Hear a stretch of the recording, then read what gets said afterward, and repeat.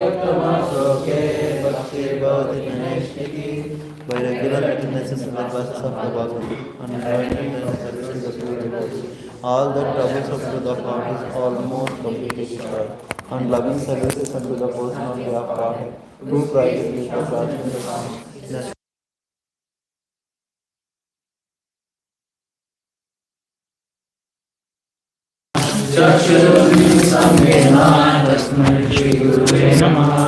I was born in darkness of ignorance, and my spiritual master opened my eyes to the gospel and knowledge. I asked for my respect to all these systems.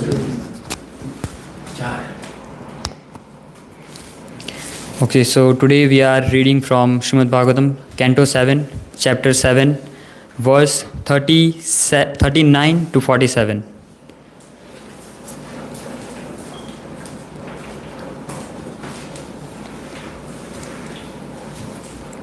Internet is pretty slow today.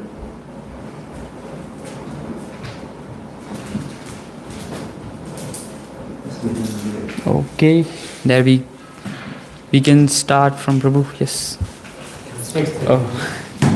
Okay, you go.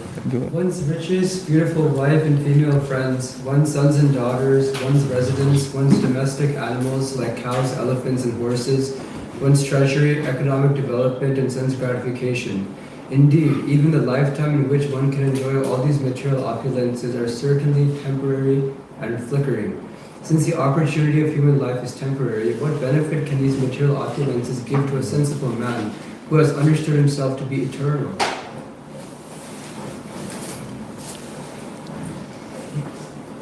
Text 40. It is learned from Vedic literature that by performing great sacrifices, one may elevate himself to the heavenly planets.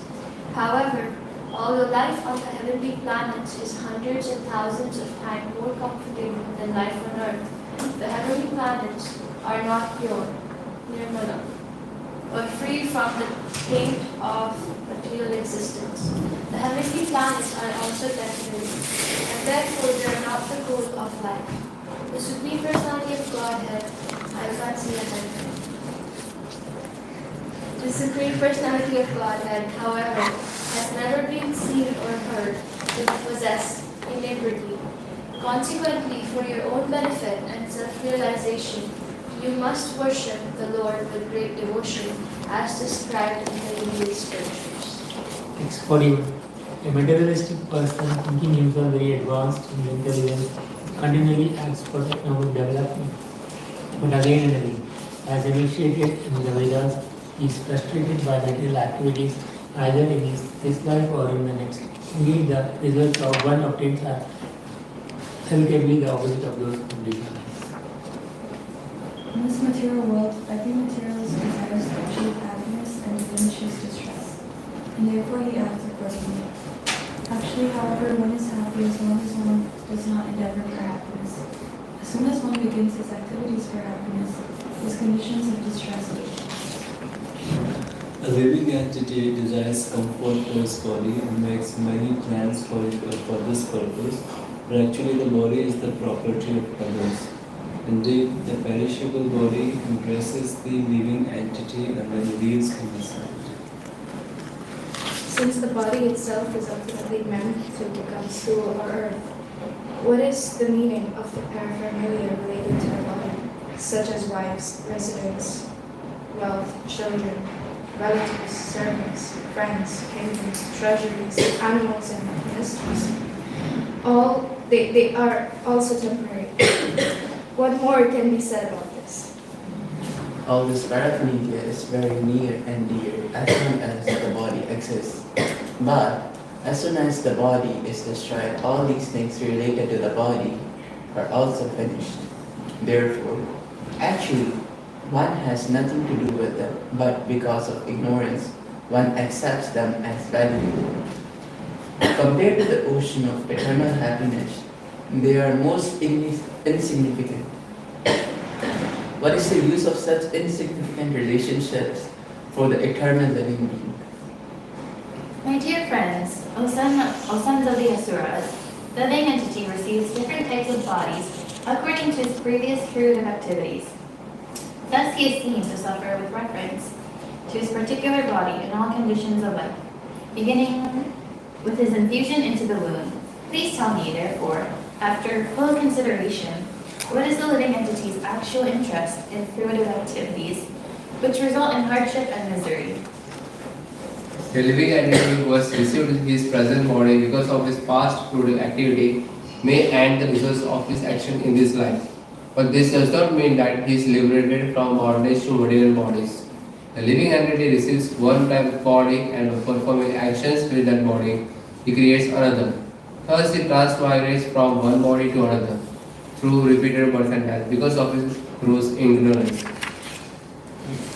The four principles so often Yeah, I think that is it. 47. Sorry, Prabhu. You'll get a chance. So, little bit summary about what's going on.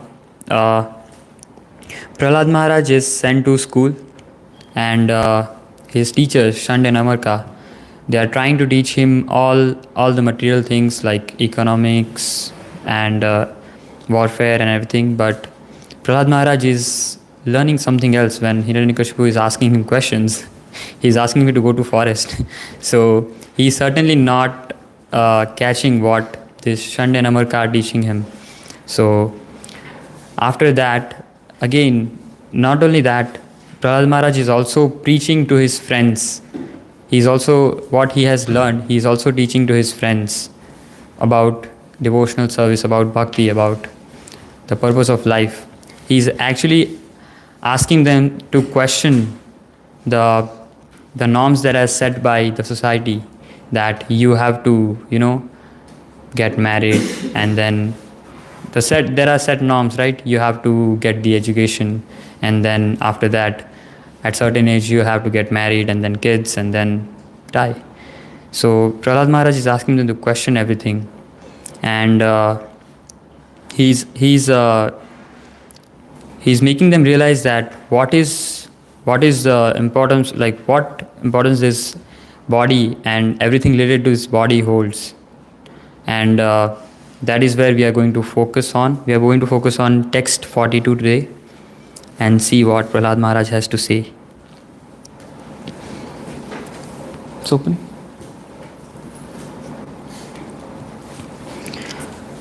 Shukhaya dukkha mokshaya sankalpa iha karmina sadapnoti haya dukkhaham anihaya sukha vrittaha sukhaya dukkha mokshaya sankalpa iha karmina sadapnoti haya dukkhaham anihaya sukha vritaha Sukhaya dukkha mokshaya Sankalpa ihi karmina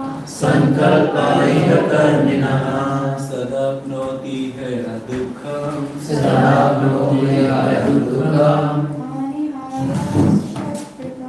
Anihaya sukha vritaha sukhaya dukkha mokshaya sankalpa iha karmina sadapnoti haya dukkham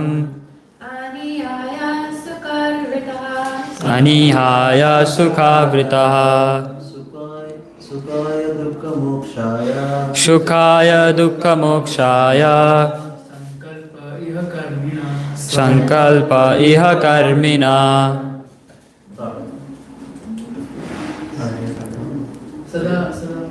Sadapnoti haya dukkam sadapnoti haya dukkham anihaya sukha vrita. Word to word all together. Sukhaya, for achieving happiness by a so-called higher standard of life. Dukkha mokshaya, for becoming free from miseries. Sankalpa, the determination. iha in this world, karmina of living entities trying for economic development, sada always, apnoti achieves, ihaya by activity or ambition, dukkham only happiness, anihaya and from not desiring economic development, sukha by happiness, avrita covered. Translation altogether. In this material world, every materialist desires to achieve happiness and diminish his distress, and therefore he acts accordingly. Actually, however, one is happy as long as one does not desire for happiness. As soon as one begins his activities for happiness, his condition of distress begins. So, Prabhu, purport. Every conditioned soul is bound by the laws of material nature, as described in Bhagavad Gita. Prakritaha karmayani gunaha karmani. Sarvasa.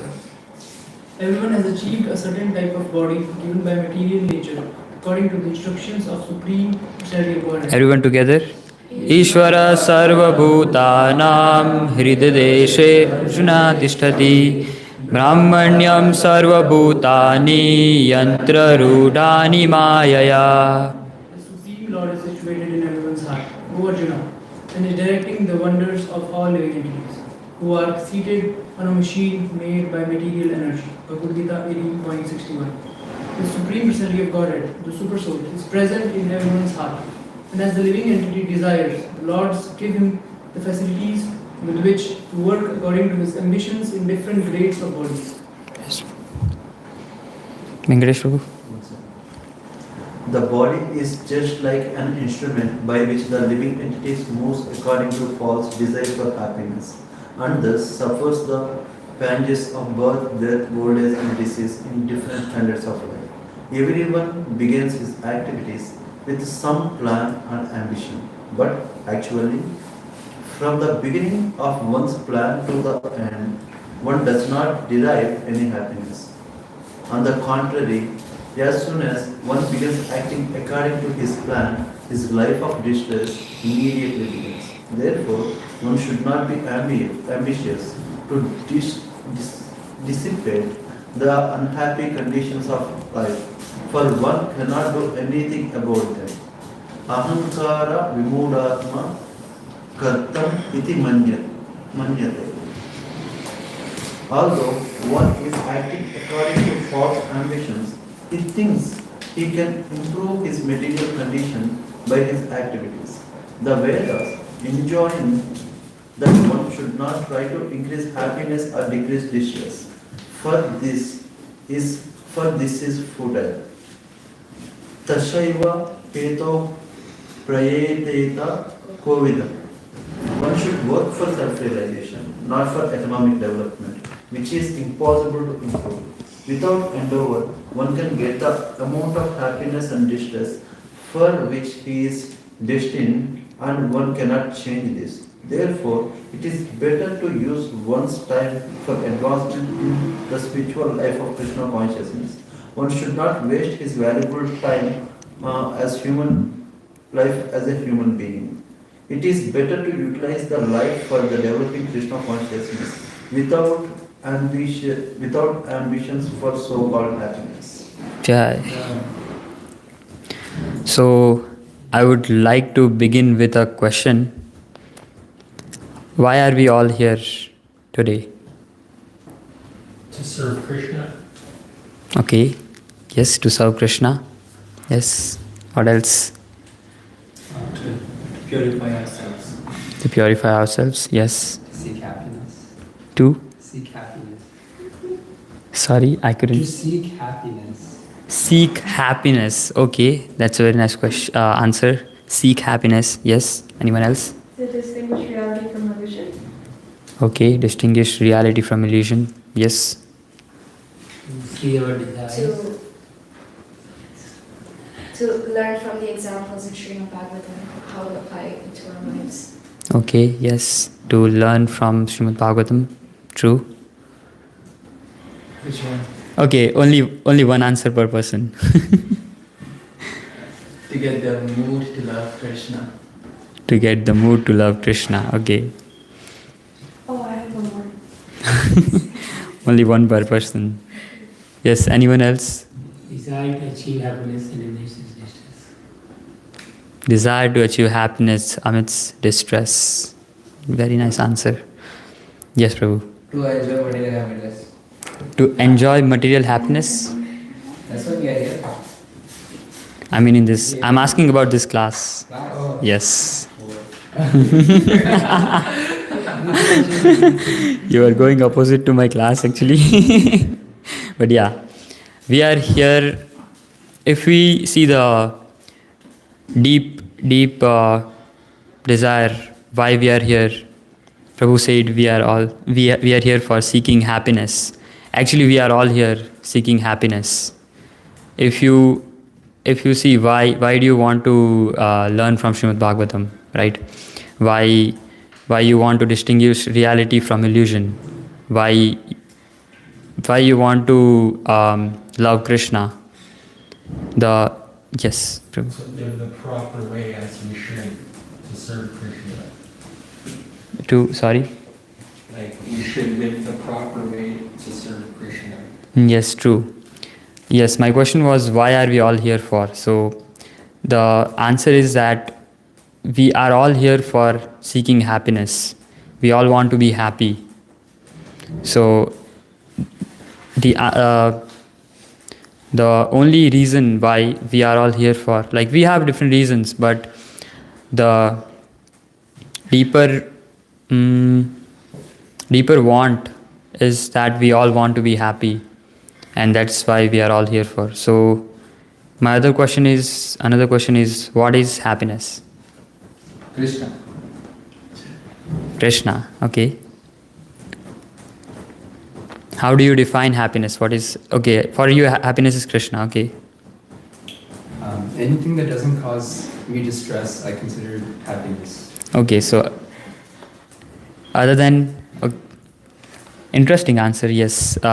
Anything that is not causing you distress is happiness, okay. Anyone else? Yes. Contentment from within. Yes, that is also right. Contentment from within. Anyone else? Peace. Peace. Okay. Every one of you is right. In Oxford, the dictionary says that a sense of well-being, joy and contentment. That is the definition of happiness. So yes, that is what everyone in this world is seeking for, happiness.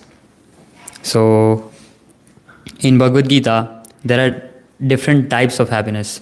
Probably if you would like to pull 18.36. Krishna talks in the last chapter, there are 3 types of happiness in relation with the modes of material nature. So we'll 18.4. 36.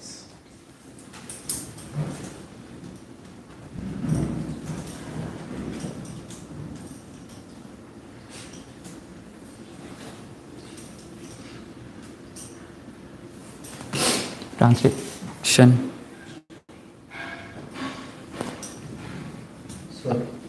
It's okay, Prabhu.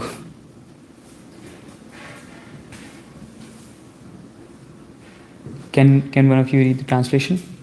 O best of the Bharatas, now please hear from me about the 3 kinds of happiness by which the conditioned soul enjoys, and by which he sometimes comes to the end of all distress. Okay, we'll go to the next verse.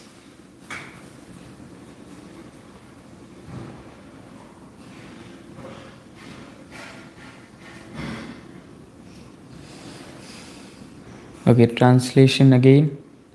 That which in the beginning may be just like poison, but at the end is just like nectar, and which awakens ones to self-realization is said to be happiness in mode of goodness. So yes, happiness in mode of goodness. Sometimes we have to go, like we have to perform some austerities, or waking up early in the morning.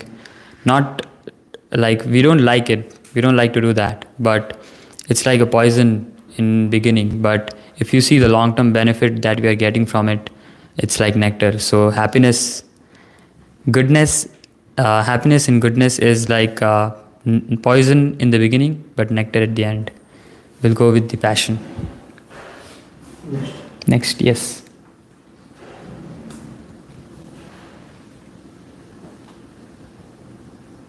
Someone else?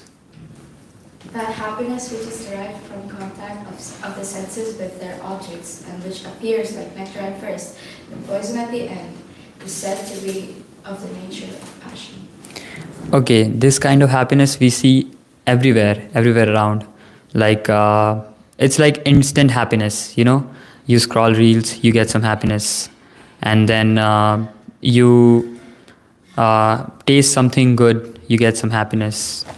And you see something good, you get some happiness. So that's like happiness that is derived from sense perception.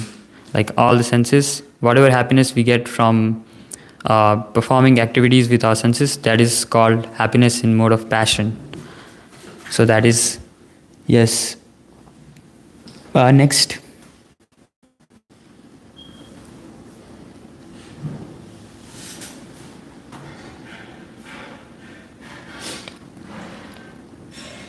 Someone else?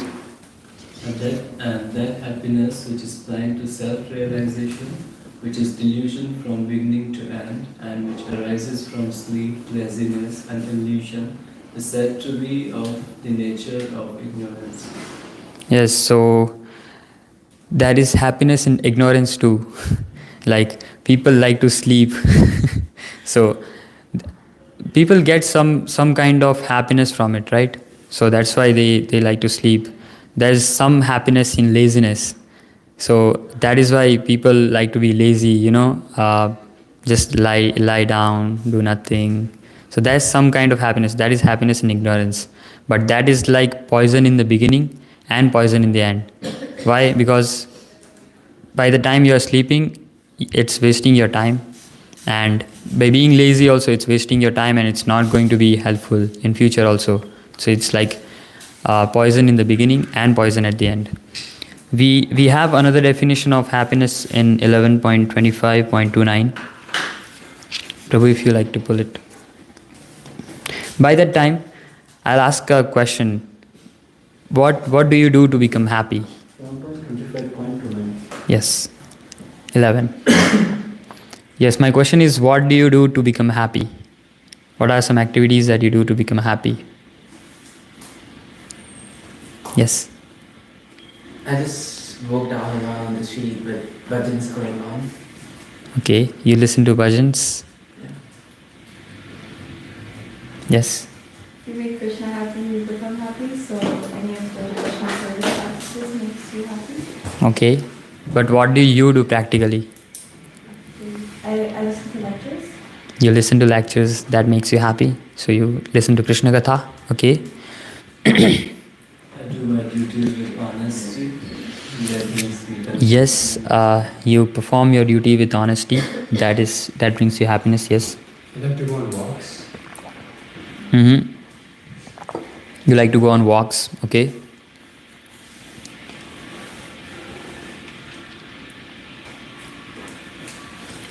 So here also it's talking about what happiness in relation with mode of three modes of material nature. Happiness derived from the self is in the mode of goodness. Happiness based on sense gratification is in the mode of passion. And happiness based on delusion and degradation is in the mode of ignorance. But happiness found within me is transcendental. This is actually Krishna speaking Uddhava Gita to Uddhav. So Krishna is telling that happiness that is found in self, that you do not need anything from outside. That is happiness in goodness. If you need things or someone to be happy, that is happiness in mode of passion. And happiness that is in delusion and it causes degradation, that is happiness in mode of ignorance. So, but here Krishna gives the answer also, that what kind of happiness we should strive for. So there are actually, happiness can be divided into two further. material happiness and spiritual happiness. So if we talk about material happiness is said to be like chewing the chewed. Why Prabhupada again and again he's mentioning this word chewing the chewed? Why is that? Like any yes. There is no more joy. There is no more joy. Yes, what else? Why is he using this particular phrase? Who chewed it? Who chewed it? Yes, who chewed it? Yeah, we'll get to that. Who chewed it? We've already experienced it in different species. Yes, you chewed it.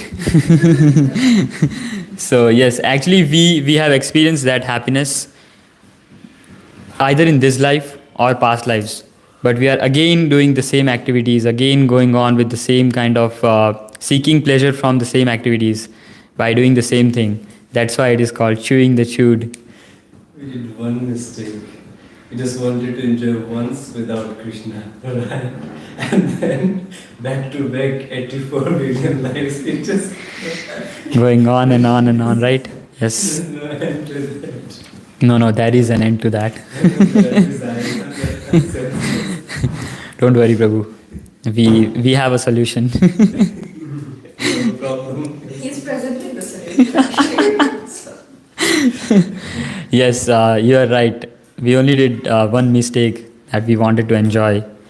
But there is a solution, and Krishna is merciful. He is giving us not one but a lot of solutions by which we can actually end this cycle and go back to Him. So we'll talk about that also. Yes, so we were talking about material happiness. Material happiness is like chewing the chewed. There are a few reasons why Prabhupada uses this phrase, chewing the chewed, because we are doing the same activities again and again. And after some time, we are not getting happiness or pleasure from that, but still we keep on doing that in hope that, okay, I will get something from it. Prabhupada gives another example also that, if you have seen how they get the sugarcane juice, by putting the sugarcane in the machine and crushing it. If you see at first when they put, there's some juice that comes out, right? And again he squeezes it, puts again, then some of it comes out. After a point, there's nothing coming out of it, right? He's trying, but there's nothing coming out of it. So that is same with material happiness. After a point, you will keep on trying, but you will not get the pleasure. So any level of sense gratification, any level of opulence like wealth, any level of fame cannot make you content, cannot satisfy you, because that is the nature of material happiness. It is the soul will not be satisfied with this kind of happiness. So my question is, what kind of happiness should we endeavor for? Which is permanent within. Yes, which is permanent. Satisfies the Krishna within our heart. Satisfy Krishna. Krishna is already satisfied actually. No, within our heart. Sometimes we try to satisfy our senses for the sake of happiness. So temporarily we end up regretting doing those things. When we do something like serving devotees or serving, using senses in Krishna's service, that kind of that brings us internal happiness. That's kind of that remains forever. Yes, actually that satisfies our soul. And that is satisfying ourselves. We are soul actually. So it is satisfying ourselves. Yes, Krishna. Actually, we'll get back to that point. Why do we seek happiness actually? Why? That's the nature of the soul, and you cannot go against your nature. Yes, true that. That is the nature of the soul. So my question was, what kind of happiness should we endeavor for, right? So someone told not that which is not temporary, and it is said in Bhagavad Gita that we should endeavor for happiness that is eternal and ever increasing. Yes. So we should seek for happiness that is spiritual. That is spiritual happiness. And why are we seeking happiness? Because we are part and parcel of Krishna. Krishna is Sachidanand Vigraha, right? It's said in Brahma Samhita, Ishvara Parama Krishna Sachid Ananda Vigraha Anadir Adir Govinda Sarva Karana Karanam. So he is made up of three things: Sat, Chit, and Anand. He is eternal, he is blissful, and he is full of knowledge, right? So that is the nature of Krishna, and as we are part and parcel of Krishna, that is also our nature. We are also made up of these three elements, but because right now we are covered by this material body, we are identifying ourselves with this material body, and that's why we suffer this happiness and distress. Like, so we are actually not meant to be in distress. That is not our nature. Our nature is to be blissful. Our nature is to have full knowledge and be in full bliss. So if someone is taking doing something against their nature, it will cause them some distress, and they will not be satisfied with that. So that's why we actually seek happiness, and that's why we are not satisfied with the material happiness. So in Srimad Bhagavatam, the previous verse, we are discussing 7.7.42. In 7.7.41, it is said that a materialistic person thinking himself very advanced in intelligence continually acts for economic development, but again and again, as enunciated in Vedas, is frustrated by material activities, either in this life or in the next. So this we can see practically, that man makes plan, right? They make plan to be happy, and they will think that, okay, maybe after my plan is completed, or after I do this, I will become happy. But after doing that, he is not happy, and then again he thinks that, okay, maybe I'll do this and then I'll become happy. Again he is not happy. So his efforts are going on, and by such efforts he is actually frustrated, but there is no happiness, because you cannot get happiness, the happiness that you are seeking in this world. This material world is not meant for us to be happy. So yeah, that's why. And it is said that no level of sense gratification or economic development can satisfy the soul, because there is a nature. What is the nature of the soul? Okay, there's a question. What is the nature of our soul? Yes, okay. And what is its eternal dharma? Okay. To be serving Krishna. So, if we see, if we focus on this word dharma means the nature, like the dharma of water is to flow, right? The dharma of salt is to taste salty. The dharma of sugar is to taste sweet. If it's not tasting sweet, it's not sugar. So our eternal dharma, or our eternal religion, is to serve Krishna. And if we are not fixed in that position, we will not be happy. Anything other than serving Krishna will not make us happy, because that is not our nature.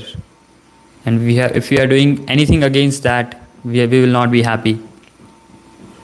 So it is said that no level of sense gratification or economic development can satisfy the soul. But you can get some temporary happiness. And that is what the whole world is running on. They are getting some temporary happiness, and everyone is running for that. They think that this is all in all.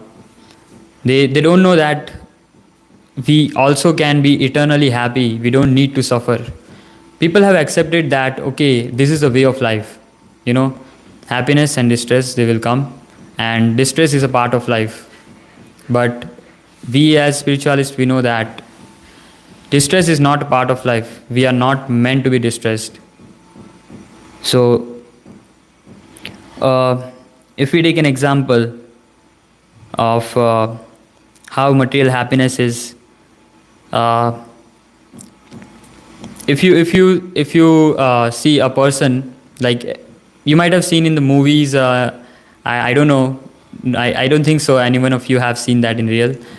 They take a person's head and dip it in the water, let him suffer for some time and then take him out.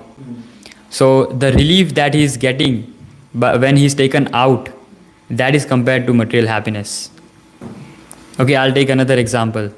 If someone is beaten up, someone is getting beaten constantly, and then he's given a pause of maybe 5-10 seconds, and the relief that he's getting by not getting beaten up is called, that is what is compared to material happiness. And that is what is happening with us also here. Like there is distress, right?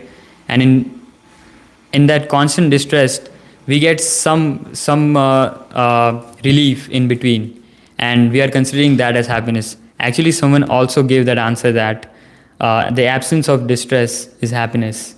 No, actually that is not happiness. Happiness is different.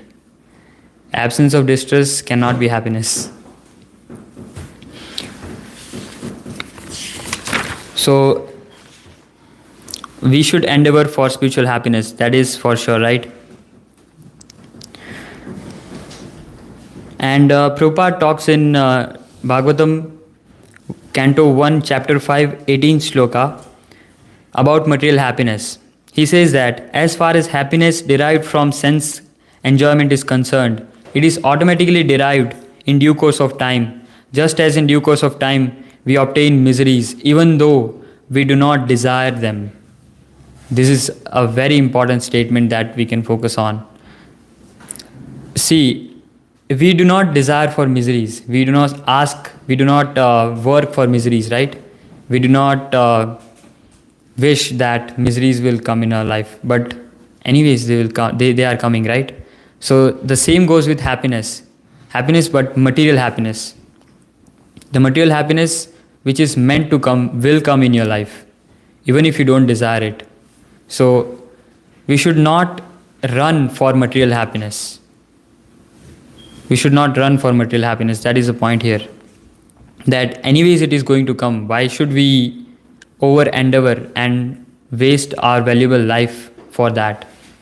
So Prabhupada is saying that, yes, you have a question, Prabhu? No, actually, there are three things which are permanent that we cannot change. Aishwarya, Roop, the one more thing I'm trying to remember. Okay,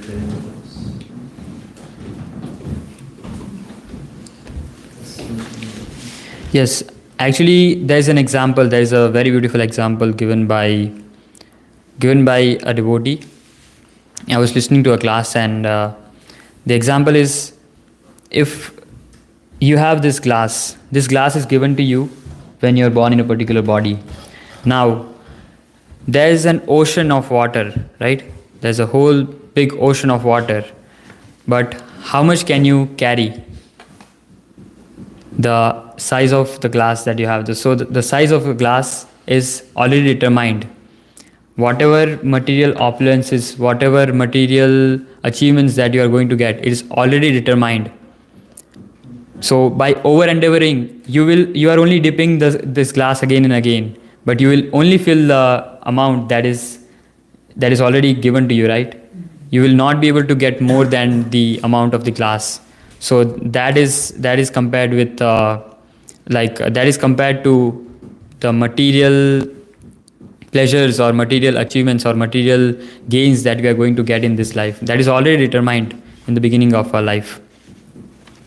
So we are seeking for something more than that, and that is redeveloping or repairing our broken relationship with Krishna. Because by doing that only we can be eternally happy. We can get the happiness that we actually are longing for, that we actually seek. And Krishna is compared to fire, right? Krishna is compared to fire, and we as living entities, we are compared to the sparks in that fire. If the spark is away from the fire, it will be extinguished. But when the spark is in the fire, it will be lit up, right? So that is how we will be happy. If we are with Krishna, we will be happy. If we are away from Krishna, we will not be happy, because we cannot be happy individually. We cannot be happy independent of Krishna. Yes.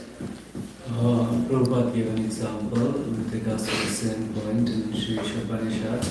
Like Krishna is complete, and everything, every part and parcel of Krishna is complete too, including living entities. So we are complete, but like in our body, eyes are a different unit, hands are a different unit, and they are complete in themselves. They are complete as long as the hands are complete, as long as they are attached to the body. Yes, true. They are separate from the body, they are useless. The same way, as long as we are living entity connected to Krishna, then there's use of this life, else we are useless. Yes, very, very true. If you cut this hand, it will be useless. There is no use of this hand. But right now, because it is attached to this body, I can do a lot of things with this hand, right? We can make it useful. But same goes with us, that if we are connected to Krishna, we will be happy. But if we are separate from Krishna, and then we try and do our things, but we will not be happy, because we are not we are part and parcel of Krishna, and we are not made to enjoy separately. So we won't be able to enjoy separately. And if we see that even if you get all the riches, all the opulence in this life, and people will say that, okay, I'm happy with what I have, I'm satisfied. We also hear that people say, oh, I'm satisfied, I don't want anything else in my life. I have a good family, I have money, I have house, I have this, I have that. But then the question arises, how long will that last? Will it last forever? How long can you enjoy that? And even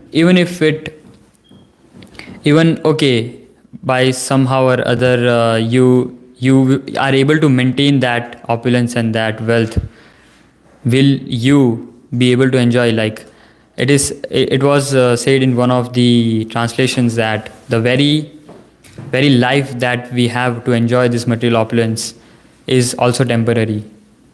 So Prahlad Maharaj is emphasizing on this point that this human life is not meant for enjoying material happiness. And he actually concludes it by saying in this very purport that one should not waste his valuable life as human being. It is better to utilize this life for developing Krishna consciousness without ambition for so-called happiness. So this so-called happiness, it's the material happiness. And he is saying that we should not endeavor for this so-called happiness and actually develop Krishna consciousness to be eternally happy. And I'd like to quote something from Chaitanya Charitamrita. Prabhu, if you can pull up Chaitanya Charitamrita Antyalila 20.52.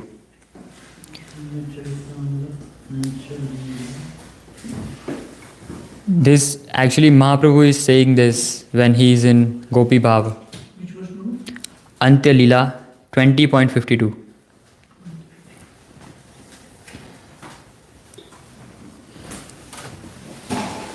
It's very, very beautiful. And actually this is the goal of a pure devotee. This is where we are trying to be. So yeah, if we all can read together actually. I do not mind my personal distress. I only wish for happiness of Krishna, for his happiness is the goal of my life. However, if he feels great happiness in giving me distress, that distress is the best of my happiness. So this is actually Gopi Bhav. This is where the gopis of Vrindavan, this is where Radharani, this is where all the pure devotees of the Lord are. They do not care about their happiness actually. They only want Krishna to be happy. And by making Krishna happy, we will automatically be happy. Because if we are trying to serve him, if we are trying to make him happy, Krishna will take care of us. Why not? And even if it is said that even if Krishna feels like giving me distress, that distress is best of my happiness. So that is like next another level. I remember a pastime where Krishna was having a headache when he was in Dwarka, right? And Narad Muni happened to visit his palace, and Narad Muni asked, like, what can we do to make you feel better? And then the remedy was given that if a devotee of the Lord gives the dust of their lotus feet, their feet, and Krishna applies that dust on his forehead, Krishna will be relieved. But there was a condition. The person whose dust will be applied on his forehead will suffer in hell, will have to go in hell. So Narad Muni went to different people. I don't remember the names, but he went to a lot of devotees, and they were like, yes, but I have to go in hell. I don't want to go to hell. But then, at the end, he went to the gopis. And what gopis did? They went to Yamuna. They dipped their feet in Yamuna. They walked on sand, and they removed that dust and filled pots and pots for Krishna. That take this and apply to Krishna's forehead. He actually mentioned, he tried to convince them that, but you will go to hell. They were like, we don't care. We don't care if we go to hell or anywhere. If Krishna is getting relieved by doing this, then we will do whatever is needed. We are ready to go to hell. So that is what we are trying to achieve. That is where we are endeavoring to be. So with that, I would like to conclude. And if you have any questions, any doubts, anything, you can ask. Yes, Prabhu. So, Prabhu, in the Prabhupada it is mentioned that when one begins acting according to his plan, his life of distress immediately begins. Yes. So, if he act according to the plan, how will it get to distress? So here Prabhupada is talking about material happiness. If you make a plan that, okay, let's take an example. Someone makes a plan, okay, I will buy this car and I will get happy. So he's making a plan, right? Now what happens? He buys that car, and what happens after buying that car? There's a huge amount that he has to pay. Now for paying that amount, he will work day and night. He is going to work day and night, and by working day and night, not only that, he is going to work overtime, and by doing that, he is getting distress. So by that, you'll know that every material activities, it's all interrelated. If you make a plan, like people will make a plan to buy a house, right?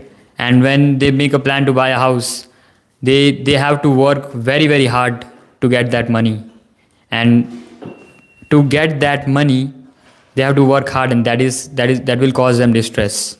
So that's how you know that. So what should we do then? We have to give everything to Krishna. We have to see everything in relation to Krishna. That, okay, this house is not for my enjoyment, but it's for Krishna's devotees, right? I will invite Krishna's devotees, feed them prasadam. I will read Bhagavatam here. I will make my family Krishna conscious. I will try and serve Krishna. This is Krishna's house. So if you see everything in relation to Krishna, then you'll be happy. Then Krishna will provide. Yes.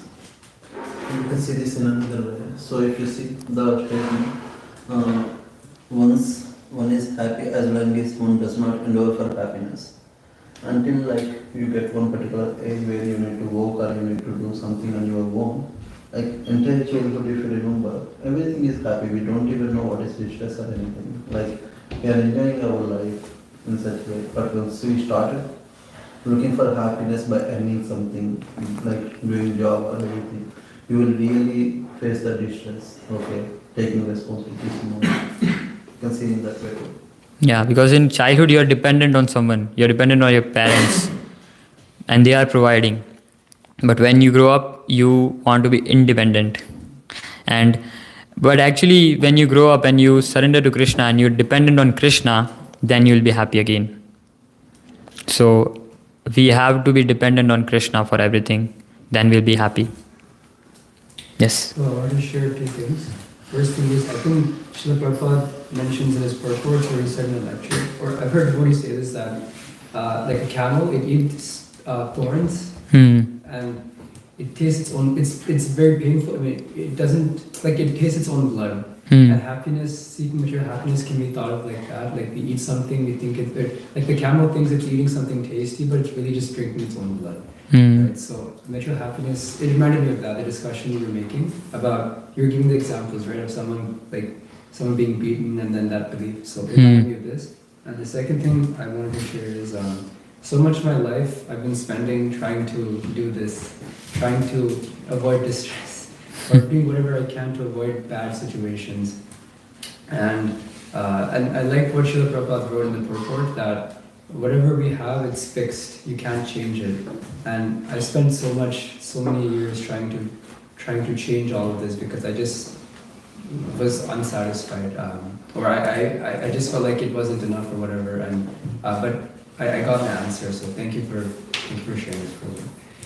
Yeah. Thank you so much. So yeah, we're good with time. We can take one or two more questions if anyone has any. You mentioned very beautiful point, Prabhu, that many of the times we try and change our material condition. We try and endeavor for more, that maybe being here or being in this position or maybe getting this, getting that, I'll be happy. But that is all fixed. Instead, we should use that efforts, that endeavors in spiritual life to advance in our spiritual life, to serve better, to help others connect to Krishna. That will bring happiness. That will bring actually real happiness. You know what? Actually, we have experienced that happiness when we go out on Sankirtan, when we distribute books, when someone is convinced to take a book or someone is convinced to chant a few rounds. The happiness that we feel by seeing that person or by seeing that this person is actually going to do this is a real happiness. And we are getting the taste of it. And we can clearly distinguish the material happiness and the happiness that we are getting from these spiritual activities. It's completely different. You can make the difference. Yes, Prabhu. So the example that you gave, that if we are buying a house or we are having family, so we should think this is Krishna's house. This is Krishna's family. But how we distinguish that? We are not hiding behind Krishna and secretly want our happiness to see, I want a house. So I will be like, no, it's for Krishna. I don't want it for Krishna. I want a car. I want a Lamborghini. Not for me. So I can go to temple fast.